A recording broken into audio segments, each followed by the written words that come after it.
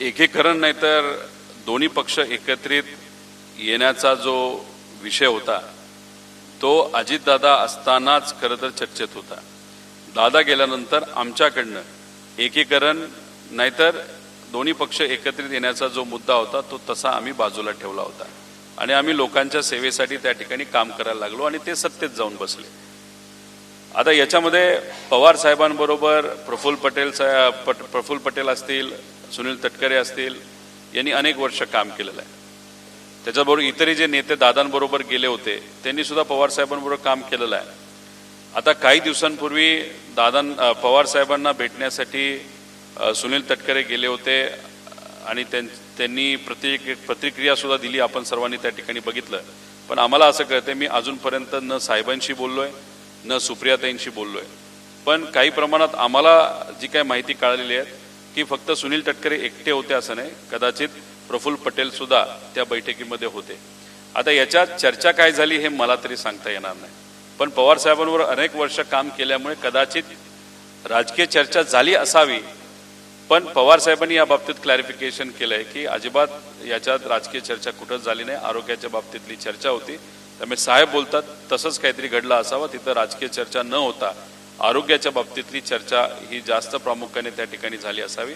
आणि शेवटी तो पक्ष वेगळा आहे, त्या पक्षात काय होते कसं होते, तो पक्ष काय करतो, सत्तेत किती दिवस बसतो का विरोधात जातो, हा खरं त्या पक्षाच्या प्रमुख नेत्यांचा विषय आहे।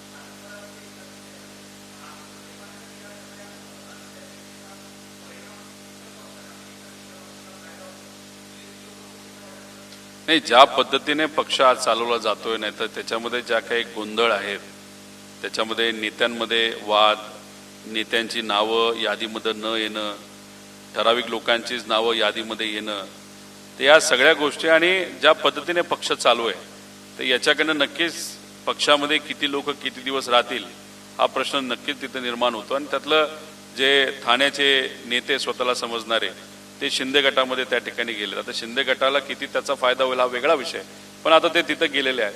त्यामुळे सुरुवात कुठं ना कुठेतरी झालेली आहे।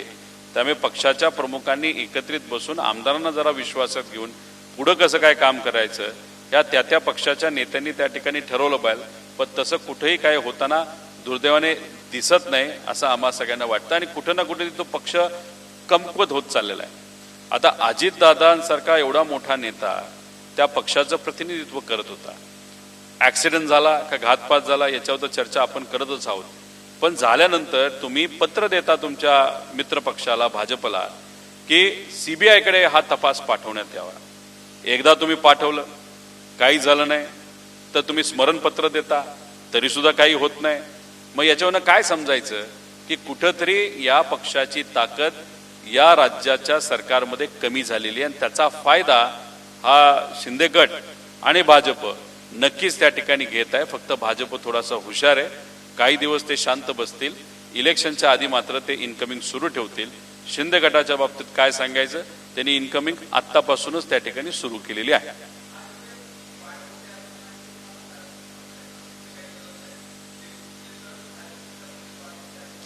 रणनीतीचा भाग आहे, दादांच्या बाबतीत सिंपती आहे, लोक भावनिक आहेत। भाजप तसा हुशार पक्ष आहे, भाजपचे नेते हुशार आहेत आणि देवेंद्र फडणवीस साहेब खूप हुशार व्यक्ती आहेत।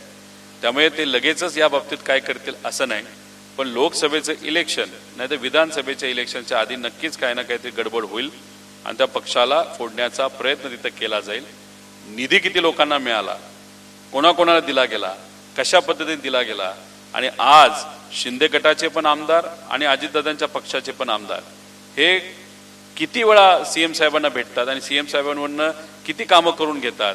मग एवढं चांगलं नातं जर आत्तापासूनच झालं असेल तर मग शिंदे साहेब आणि सुनेत्रा काकी कुठं ना कुठेतरी कमी पडतात का? मग पॉवर सेंटर असं करून ठेवलंय की आज जर या सरकारमध्ये काम करायचं असेल तर भाजपच्या नेत्यांशिवाय कामं होऊच शकत नाही। म्हणजे आतापासूनच आमदारांबरोबर संपर्क हा भाजपच्या नेत्यांनी त्या ठिकाणी सुरू ठेवलेला आहे। पण भाजप आत्ताच कुठेतरी बॉम्ब फोडेल असं नाही, ते पेशन्स दाखवतील.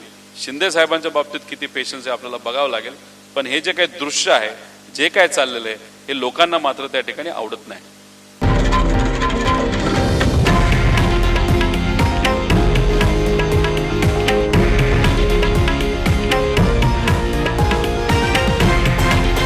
हे आहे देशातील नंबर 1 न्यूज नेटवर्क आणि आपण पाहत आहात TV9 मराठी, एकमेव.